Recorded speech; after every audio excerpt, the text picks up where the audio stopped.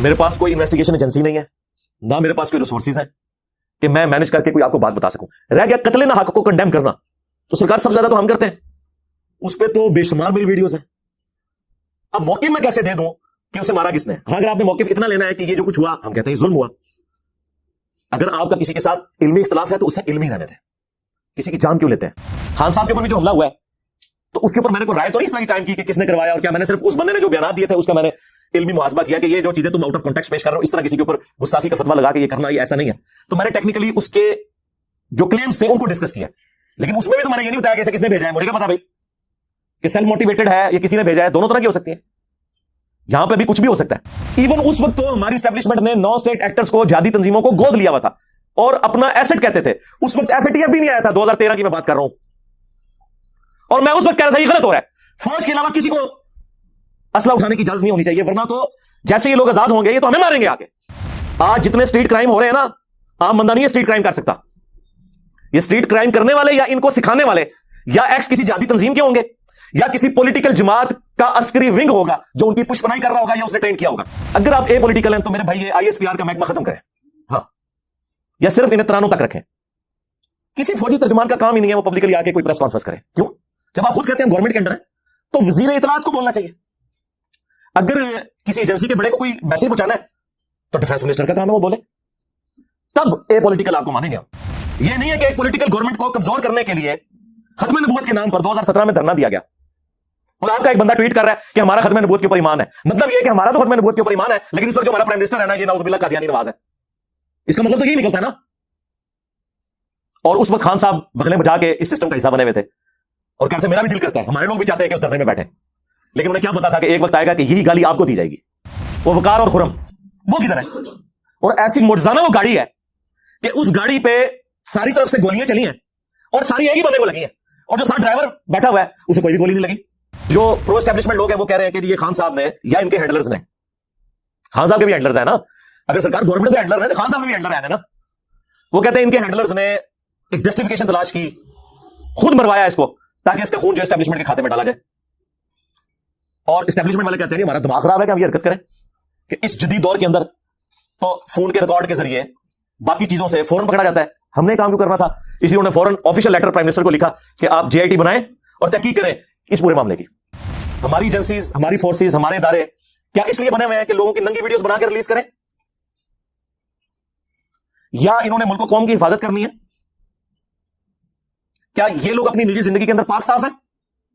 لیکن مسئلہ یہ ہے کہ ان کی ویڈیوز کو بنا نہیں سکتا، اس لیے بڑے سکون سے پھر رہے ہیں اور اس دن سے ڈر جائیں. میں آج آپ کو پیش گوئی کر رہا ہوں، جس طرح کی پھوٹ اب پڑنی شروع ہوئی ہے نا، ایک وقت آئے گا جب یہ دھڑے بنیں گے نا ان اداروں کے اندر بھی، تو ایک دھڑا جو ہے دوسرے کی ویڈیوز ریلیز کرے گا اور دوسرا دھڑا پہلے والے کی ریلیز کرے گا. یہ بھی آنا شروع ہو جائے گا. یہ کون سی دین کی خدمت اور پاکستان کی خدمت ہو رہی ہے کہ آپ لوگوں کی ننگی ویڈیوز ریکارڈ کرتے ہیں اور ریلیز کرتے ہیں؟ اس کا اور اللہ کا معاملہ ہے. علی بھائی، ارشد شریف کے قتل کے بارے میں آپ کا پوائنٹ آف ویو نہیں آیا. کیسے آئے میرے بھائی؟ روزانہ ایک نئی کہانی آ رہی ہے. یہ جس نے لکھا ہے وہ ذرا مجھے بتا دے اس کے پاس کون سی دلیل ہے جس کو ہم بیان کریں. یعنی دو پارٹیاں کھڑی ہوئیں اس ٹاپک کے اوپر، ایک پرو اسٹیبلشمنٹ لوگ یعنی other then P T I, کیونکہ میں 2022 نومبر میں ہوں. اگر میں نومبر 2021 میں ہوتا تو پی ٹی آئی ہوتی، کیونکہ اس وقت تو یہ گود میں بیٹھے ہوئے تھے نا اسٹیبلشمنٹ کی، اس وقت ہمیں سمجھاتے تھے. ان سمجھ لگی دونوں؟ اچھا. اور دوسرا موقف جو ہے وہ اسٹیبلشمنٹ کے مخالفین کا ہے، یعنی پی ٹی آئی. اور ظاہر ہے وہ تو ہم آج کی بات کر رہے ہیں، 8 سے سال پہلے کرتے تو دوسرے لوگوں کی بات ہو رہی ہوتی. اور دونوں کے موقف روزانہ چینج ہو رہے ہیں. کوئی کہتا ہے جی کھرا ایتھے نکل آیا، کوئی کہتا ہے جی کھرا ایتھے نکل آیا. میرے بھائی، جب امت میں معاملات کے ایمبیگوس ہونے کا یہ لیول ہو کہ دین جو دو قطوں کے درمیان عقیدے کی شکل میں قرآن میں محفوظ ہے، امت کی اکثریت اس کے خلاف عقیدے رکھے ہوئے ہیں، وہاں پہ جو اس طرح کے ایشوز ہیں ان کے اوپر کیسے کوئی رائے قائم کی جا سکتی ہے؟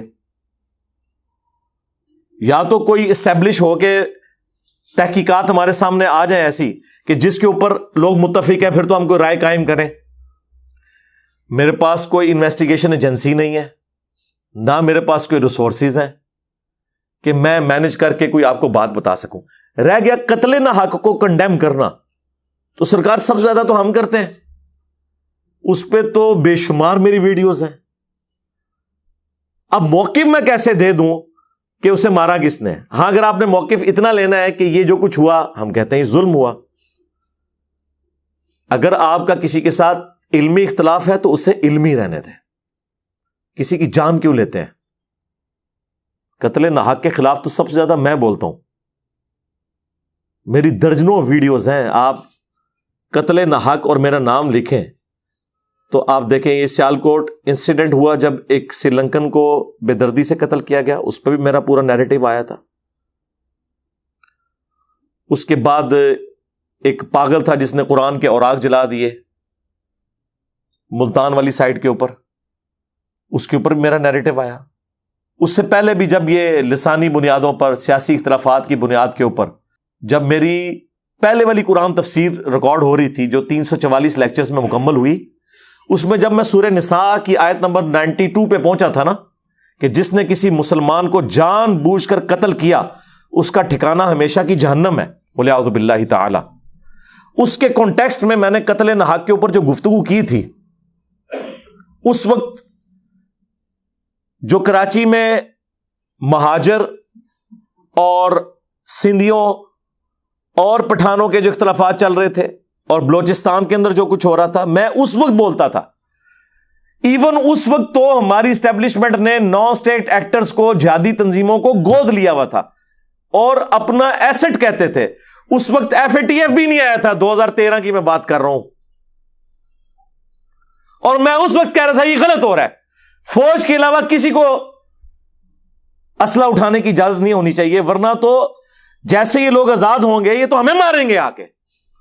آج جتنے اسٹریٹ کرائم ہو رہے ہیں نا، عام بندہ نہیں یہ اسٹریٹ کرائم کر سکتا، یہ اسٹریٹ کرائم کرنے والے یا ان کو سکھانے والے یا ایکس کسی جہادی تنظیم کے ہوں گے یا کسی پولیٹیکل جماعت کا عسکری ونگ ہوگا جو ان کی پشپنائی کر رہا ہوگا یا اس نے ٹرین کیا ہوگا۔ اور ہمیں تو فرسٹ ہینڈ نالج ہوتا ہے، پتہ ہے کہ کیا کچھ نکل رہا ہوتا ہے۔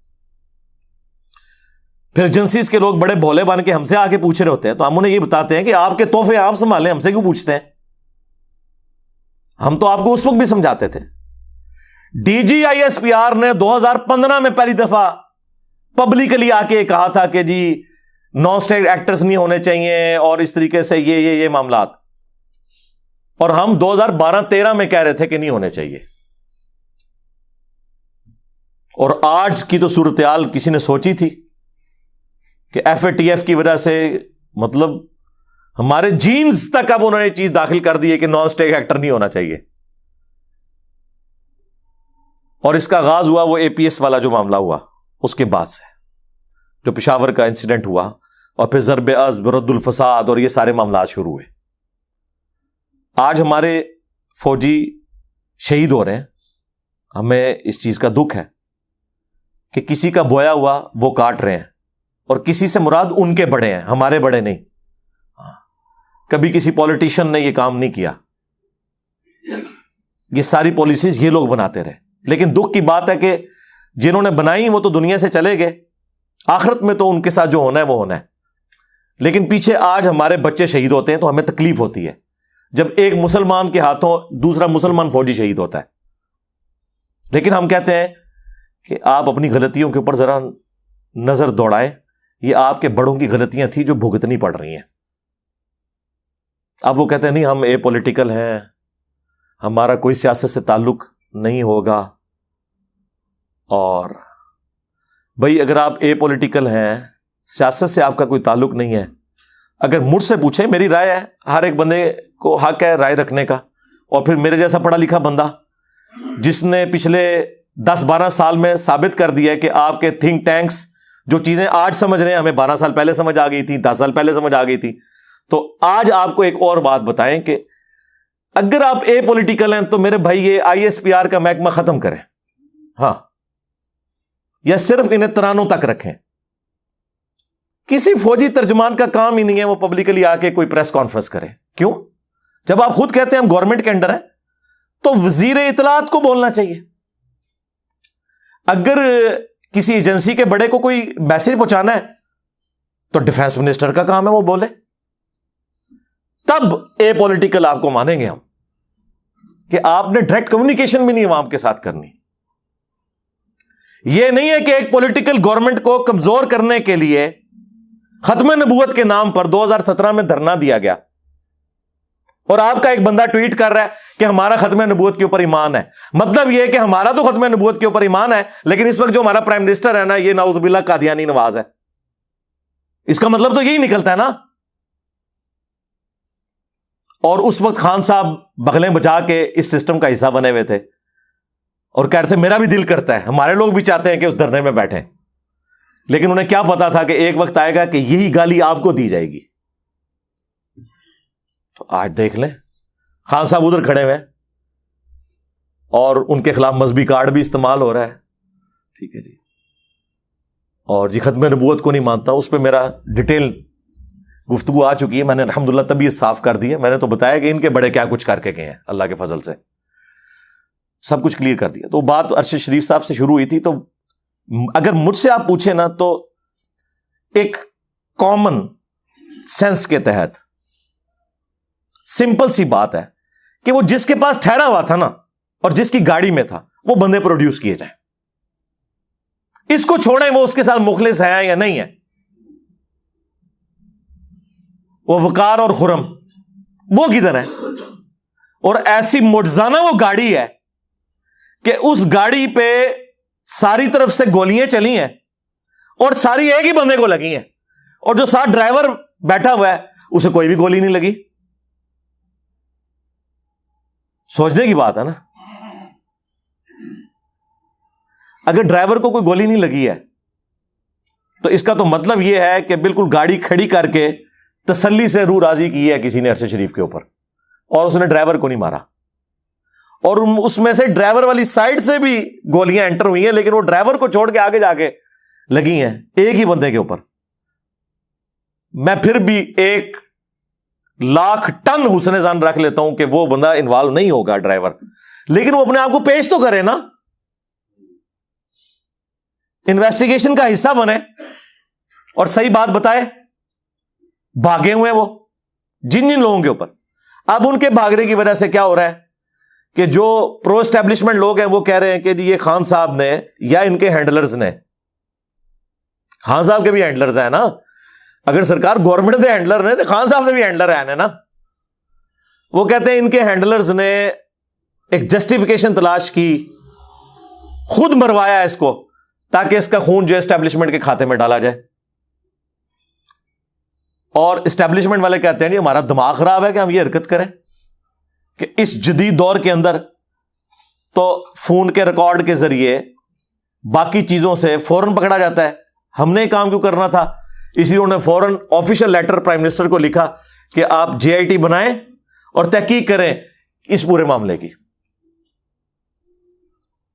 پھر وہ آپ کو پتا یہاں سے کینیا ٹیم بھی گئی, پھر واپسی پہ بھی پوسٹ مارٹم ہوا, اور پوسٹ مارٹم کی بھی تصویریں ایک صحافی نے لیک کر دی ہیں. اب ان تصویروں کے اوپر بھی عجیب و غریب قسم کی چیزیں چل رہی ہیں. وہ ایک صحافی آگے کہتا ہے جی 3 گھنٹے تک تشدد ہوتا رہا جی ان کے اوپر مرنے سے پہلے. بھائی دنیا میں امریکہ کے پاس بھی ایک ٹیکنالوجی نہیں ہے جو یہ بتا سکے کہ کتنے گھنٹے اس کے اوپر تشدد ہوا. یہ تو بتایا جا سکتا ہے کہ تشدد ہوا یا نہیں ہوا. اور جی ناخن نکلے ہوئے ہیں, وہ جو ناخن نکلنے والا معاملہ ہے وہ پوسٹ مارٹم رپورٹ جو کینیا کی ہے نا اس کے اوپر لکھا ہے کہ وہاں کے ڈاکٹرز نے خود ناخن اتارے ہیں DNA ٹیسٹ کرنے کے لیے. وہ والے ناخن نہیں نکلے ہوئے وہ جو کسی زمانے میں MKM کے حکومت خانوں میں سندھیوں کے اور پنجابیوں کے نکالے جاتے تھے, یہ وہ والے نہیں ہیں. اور بوری بند لاشیں ملتی تھیں. اب تو بڑے اچھے بچے بن چکے ہیں بیچارے. دیکھیں کیا تمکنت تھی, اور آج مسکینوں کی طرح ریکویسٹ کرتے پھرتے ہیں. ہر عروج کو زوال ہے, یہ دیکھ لیں. تو اس طریقے سے مختلف چیزیں, اور وہ کہہ رہے ہیں چونکہ وہ گولی لگنے کی جگہ جو ہے وہ سیاہ بھی ہوئی ہے, اگر گولی قریب سے ماری جائے نا تو وہ جگہ سیاہ ہو جاتی ہے, چونکہ وہ بالکل قریب سے اور وہ گرم ہوتی گولی اس وقت، تو وہ کہتے ہیں اگر دور سے ہو تو صرف زخم کا نشان ہوتا ہے، اگر قریب سے ہو تو سیاہ بھی ہوتا ہے. وہ کہتے ہیں بالکل قریب سے ماری گئی ہیں. ہر طرح کی سٹوریز اس حوالے سے مارکیٹ میں آئی ہوئی ہیں. تو ایسی صورتحال کے اندر ہم زیادہ سے زیادہ اس چیز کو کنڈیم کر سکتے ہیں. اور مجھے تو کسی سے کوئی سرٹیفکیٹ لینے کی ضرورت نہیں ہے کہ میں قتل ناحق کے حوالے سے کیا سٹانس رکھتا ہوں. میں تو بڑی سخت، بہت زیادہ سخت میرا اس حوالے سے سٹانس ہے. میں نے کئی ایک آیات اور احادیث سے اسے بارہا میں نے پریزنٹ کیا ہے. آج وہ ٹاپک نہیں، میں اس طرف جانا نہیں چاہتا، ادروائز وہ ساری آیات اور احادیث مجھے ازبر ہیں. میں صرف اس ٹاپک کے اوپر رہوں گا کہ اس طرح کے جو ایشوز آتے ہیں تو ان کے اوپر ہم رائے اس لیے قائم نہیں کرتے کہ دو طرف کے لوگ خود اپنی رائے کے اوپر قائم نہیں ہے. پہلے دن کیا بات سٹارٹ ہوئی تھی، دیکھیں ARY کا مالک جو پہلے یہ رپورٹ چلا رہا ہے، ایکسیڈنٹ سے انہوں نے سٹارٹ کیا، حالانکہ انہیں فرسٹ ہینڈ نالج تھا کہ قتل ہوا ہے. جب پبلک میں آیا پھر قتل کی بات شروع ہو گئی. اپنے لوگ بھی اگر صحیح طریقے سے بات پریزنٹ نہ کر رہے ہوں تو مجھے بتائیں میرے پاس کون سی انویسٹیگیشن ایجنسیز ہیں کہ میں آپ کو وثوق کے ساتھ بتا دوں. یہ پاسبل نہیں ہے. ہم صرف کنڈیم کریں گے. خان صاحب کے اوپر بھی جو حملہ ہوا ہے تو اس کے اوپر میں نے کوئی رائے تو نہیں اس طرح کی قائم کی کہ کس نے کروایا اور کیا. میں نے صرف اس بندے نے جو بیانات دیے تھے اس کا میں نے علمی محاسبہ کیا کہ یہ جو چیزیں تم آؤٹ آف کانٹیکسٹ پیش کر رہے ہو، اس طرح کسی کے اوپر گستاخی کا فتویٰ لگا کہ یہ کرنا، یہ ایسا نہیں ہے.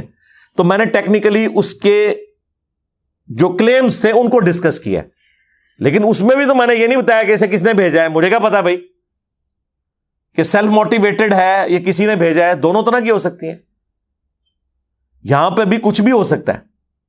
تو اگر کوئی مخلص ہے ان کے ساتھ تو صرف ان کے فیملی کے لوگ ہی ہو سکتے ہیں، یہ میں آپ کو بتاؤں. باقی لوگ جو ہیں وہ اپنے دکھ اور درد کا اظہار کرتے ہیں، لیکن وہ فرسٹ ہینڈ جو تکلیف ہے وہ تو اس کی بیوی کو، بچوں کو اور ماں باپ کو کاٹنی پڑتی ہے. سیدھی سی بات ہے. تو ہمیں افسوس ہے جی اس حوالے سے. میں تو یقین کریں احمد میر صاحب کے اوپر جب گولیوں والا معاملہ ہوا تھا اس وقت تو آپ لوگ تو اس طرح کی چیزوں کو مانتے نہیں تھے. میں نے اس وقت بھی اپنی ویڈیوز کے اندر باقاعدہ کنڈیم کیا تھا، دعا کروائی تھی ان کی صحت یابی کے لیے. میں تو شروع سے اس طرح کی ایکٹیویٹیز کے خلاف ہوں. ابھی بھی میں کہتا ہوں جو صحافی بچ گئے ہیں اللہ تعالیٰ ان کے ساتھ عافیت والا معاملہ فرمائے، اور جو اس طرح کی تکلیف میں شہید ہوئے ہیں اللہ تعالیٰ ان کی مغفرت فرمائے، انہیں شہادت کا رتبہ عطا فرمائے، ان کے لواحقین کو صبر اور صبر پر اجر عظیم عطا فرمائے. اور جن لوگوں کے بارے میں ہم یعنی سن رہے ہیں کہ وہ اگلے نمبر بھی کوئی لگے ہوئے ہیں لوگوں کے، تو میں ریکویسٹ کروں گا اگر اپنے یہ کر رہے ہیں تو اس طرح کی حرکتوں سے باز آ جائیں. اور اگر کوئی دشمن ہماری آپس کی دشمنی کا فائدہ اٹھا کر ایک دوسرے کو لڑوا رہے ہیں تب بھی میں قصوروار اپنوں کو ہی سمجھتا ہوں کہ بہرحال دشمن بھی کوئی کام کرے، دشمن کے شر سے بچانا بھی تو اپنوں کا کام ہے نا. ہماری ایجنسیز، ہماری فورسز، ہمارے ادارے کیا اس لیے بنے ہوئے ہیں کہ لوگوں کی ننگی ویڈیوز بنا کے ریلیز کریں، یا انہوں نے ملک و قوم کی حفاظت کرنی ہے؟ کیا یہ لوگ اپنی نجی زندگی کے اندر پاک صاف ہے؟ لیکن مسئلہ یہ ہے کہ ان کی ویڈیوز کو بنا نہیں سکتا، اس لیے بڑے سکون سے پھر رہے ہیں اور اس دن سے ڈر جائیں. میں آج آپ کو پیش گوئی کر رہا ہوں، جس طرح کی پھوٹ اب پڑنی شروع ہوئی ہے نا، ایک وقت آئے گا جب یہ دھڑے بنیں گے نا ان اداروں کے اندر بھی، تو ایک دھڑا جو ہے دوسرے کی ویڈیوز ریلیز کرے گا اور دوسرا دھڑا پہلے والے کی ریلیز کرے گا. یہ بھی آنا شروع ہو جائے گا. یہ کون سی دین کی خدمت اور پاکستان کی خدمت ہو رہی ہے کہ آپ لوگوں کی ننگی ویڈیوز ریکارڈ کرتے ہیں اور ریلیز کرتے ہیں؟ اس کا اور اللہ کا معاملہ ہے. اور پھر بعض اوقات نفس سے مغلوب ہو کر کسی نے کوئی عمل کر بھی لیا، اللہ سے توبہ کرے، اللہ تعالیٰ قبول کرنے والا ہے. آپ ان ویڈیوز کے اوپر بات کر رہے ہیں، بخاری مسلم دونوں میں حدیث ہے. ایک صحابی نے کہا یا رسول اللہ میں نے آج مدینے کے کنارے پر ایک عورت کو گلے لگا لیا اور سوائے انٹر کورس کے میں نے سب کچھ اس کے ساتھ کیا، مجھے پاک کر دیں. حضرت عمر بیٹھے تھے، انہوں نے کہا اللہ نے تیرا پردہ رکھا تھا، تو خود آ کے کیوں اپنا پردہ چاک کر رہا ہے؟ نبی علیہ السلام خاموش ہو گئے. تھوڑی دیر بعد سورہ ہود کی آیات نازل ہوئیں کہ نماز قائم رکھو دن کے دونوں سروں کے اوپر، بے شک نیکیاں گناہوں کو مٹا دیتی ہیں۔ نبی علیہ السلام نے فرمایا وہ بندہ کدھر گیا؟ آپ نے یہ آیت تلاوت کی کہ نماز پڑھنے سے، نیک اعمال کرنے سے گناہ آٹومیٹیکلی معاف ہوتے رہتے ہیں، صغیرہ گناہ، اور صغیرہ گناہ جو چھوٹے گناہ ہیں۔ لیکن یہ یاد رکھیے گا، کوئی بھی چھوٹا گناہ جو ہمیشہ کیا جائے وہ بڑا گناہ بن جاتا ہے۔ اب کوئی اس کی بنیاد پہ یہ نہیں کہے گا کہ یہ جو لڑکے اور لڑکیاں ڈیٹس مارتے ہیں وہ جائز ہو گئی، بعد میں نماز پڑھ لو تو معاف ہو جائے گا، نہ، اس کے اوپر میری ویڈیو ریکارڈ ہو چکی ہے گناہ کبیرہ کے حوالے سے، انشاءاللہ آج یا کل وہ اپلوڈ ہو جائے گی، اس میں نے تفصیلی گفتگو اسی حدیث کے کانٹیکسٹ میں کی ہے۔ لہٰذا اگر کسی سے کوئی ایسا معاملہ ہو گیا ہے، یا آپ کو پتہ ہے وہ اعظم سواتی صاحب کی ویڈیو، وہ تو خیر ان کی بالکل نجی تھی، اب اس پہ بھی دو طرح کی رائے آ رہی ہیں، کوئی کہہ رہے ہیں اصلی ہے، کوئی کہہ رہے جعلی ہے۔ جب وہ بندہ خود کہہ رہا ہے یار اصلی ہے کچھ حصے اس کے، تو میرا خیال ہے آپ کو زیادہ وفاداری کرنے کی ضرورت نہیں ہے۔ کون بندہ ہوگا جو کہے کہ جی ہاں جی اصلی ہے، مجھے پتہ ہے میری ہے؟ یہ تو کوئی نہیں کرتا، لوگ تو انکار کرتے ہیں۔ پرویز رشید صاحب کی بھی ہوئی، اس سے پہلے اور لوگوں کی بھی ہوتی رہی ہیں، یہ کوئی دین کی خدمت نہیں ہو رہی۔ اس طریقے سے نفرتیں پھیلیں گی، معاملات بگڑیں گے۔ ہم تو یقین کریں، مطلب ڈرے ہوئے ہیں کہ ابھی یہ آگے حالات و واقعات کیا ملک کے ہونے جا رہے ہیں۔ ہمارے پولیٹیکل لیڈرز، ہمارے ریاستی اداروں کے لوگ مل بیٹھ کے کوئی سلوشن تلاش کریں اس حوالے سے۔ ہم تو دعا ہی کر سکتے ہیں، اللہم ربنا آتنا فی الدنیا حسنہ وفی الآخرۃ حسنۃ وقنا عذاب النار، اللہم احسن عاقبتنا فی الامور کلہا واجرنا من خزی الدنیا وعذاب الآخرہ، اللہم صلی علی محمد وعلی آل محمد واصحاب محمد وازواج محمد اجمعین الی یوم الدین، آمین۔